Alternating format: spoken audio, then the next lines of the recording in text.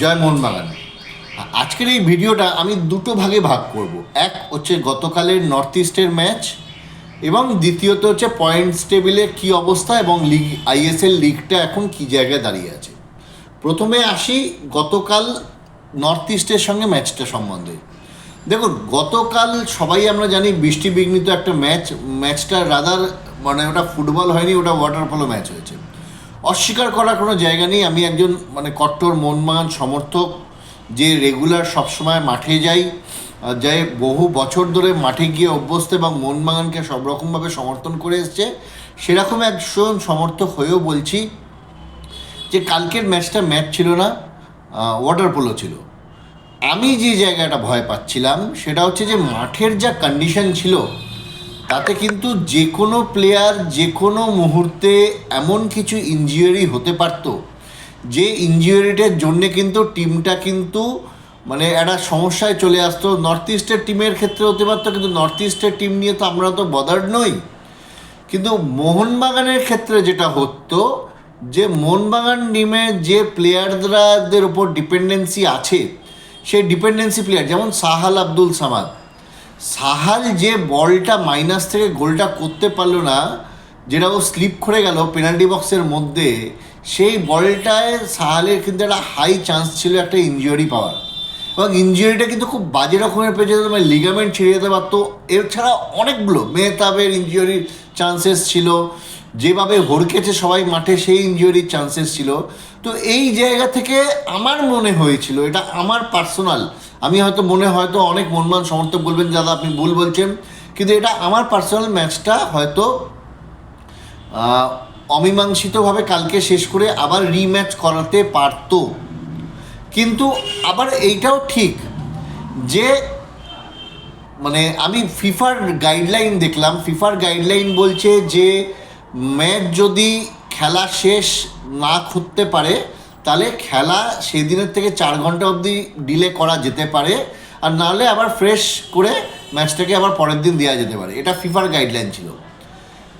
এআইএফএফের guideline অনুযায়ী যে গতকালের ম্যাচটা 1-0 মোহনবাগান এগিয়েছিল, খেলাটা যদি 60 মিনিটের পর থেমে যেত তাহলে কি হতো না, পয়েন্টটা 0-0 হিসেবে এক করে ভাগাভাগি করে নর্থ ইস্ট এবং মোহনবাগানকে দিয়ে দেওয়া হতো।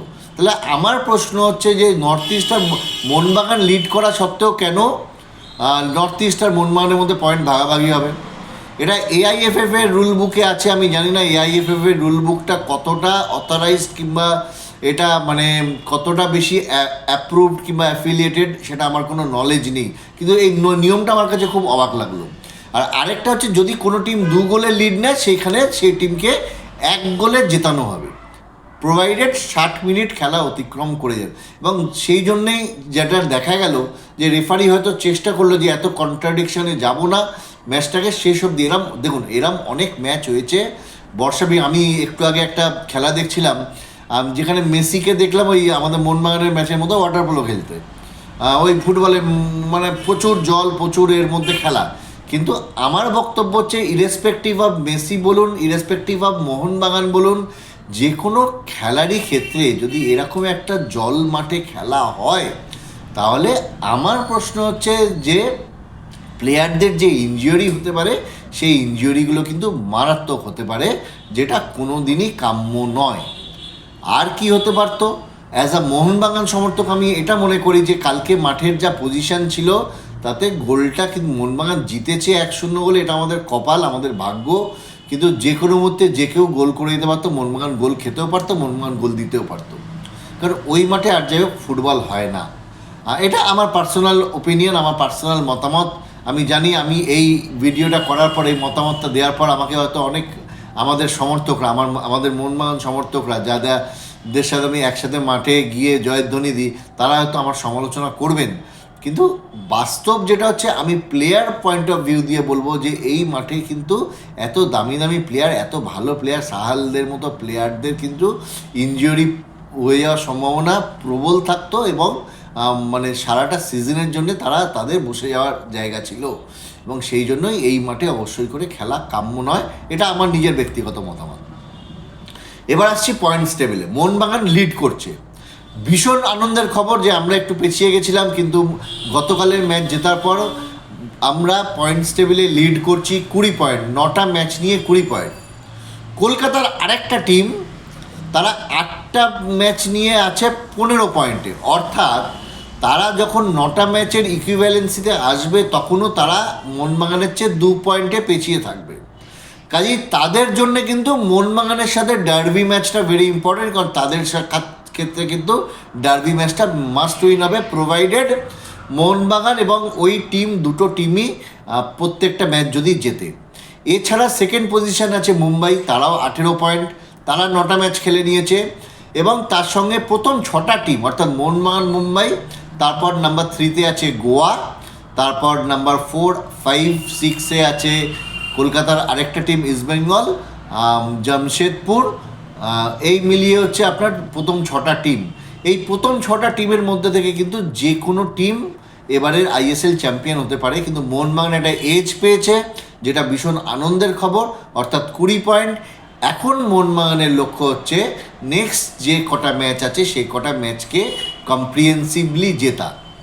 দেখুন, এখন মোহনবাগানের নেক্সট খেলার মাঝখানে 20 দিনের গ্যাপ আছে।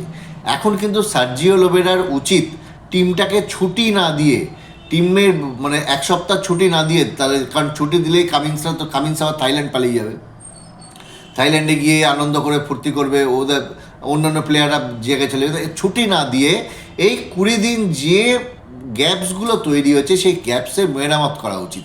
যেমন মোহনবাগানের সবচেয়ে বড় গ্যাপস হচ্ছে কর্নার কিক, কিংবা আপনি যেটাকে বলেন সেট পিস মুভমেন্ট, সেট পিসের অবস্থা মোহনবাগানের খুব খারাপ। এই 20 দিনে কিন্তু মোহনবাগানকে সেট পিস অনেকটা বেশি গুছিয়ে নিতে হবে, এবং যে যে জায়গাগুলোয় মোহনবাগান পিছিয়ে আছে সেই সব জায়গাগুলোকে মোহনবাগানকে নিজেদেরকে তৈরি করে নিতে হবে। যেসব প্লেয়াররা অফ ফর্মে আছে তাদেরকে ফর্মে ফিরে আসতে হবে, সো দ্যাট 20 দিন বাদে মোহনবাগানের যে খেলাগুলো বাকি আছে, যেমন খেলা বাকি আছে এখনও কার সাথে, দিল্লির সাথে খেলা বাকি আছে, ইস্টবেঙ্গলের সাথে খেলা বাকি আছে, গোয়ার সাথে খেলা বাকি আছে, আর একটা ম্যাচ আছে বোধহয় ওটা ইন্টারকাশির সাথে আরেকটা ম্যাচ আছে। 4টে ম্যাচ মোহনবাগানের বাকি আছে, 9 আর 4 13, হ্যাঁ 13টা ম্যাচের মধ্যে 9টা ম্যাচ হয়ে গেছে, 4টে ম্যাচ বাকি আছে। দেখুন, আর সেই অর্থে দেখতে গেলে 2টো ইজি ম্যাচ, 2টো টাফ ম্যাচ।